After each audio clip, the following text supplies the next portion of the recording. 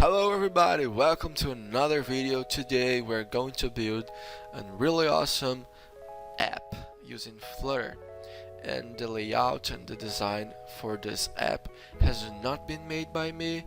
Actually, it has been made by Maria Kovalevich. I don't know if that's the right pronunciation, but make sure that you check out the link in the description below so you can get another designs from her and also can access the files that you need for the Figma project of this layout.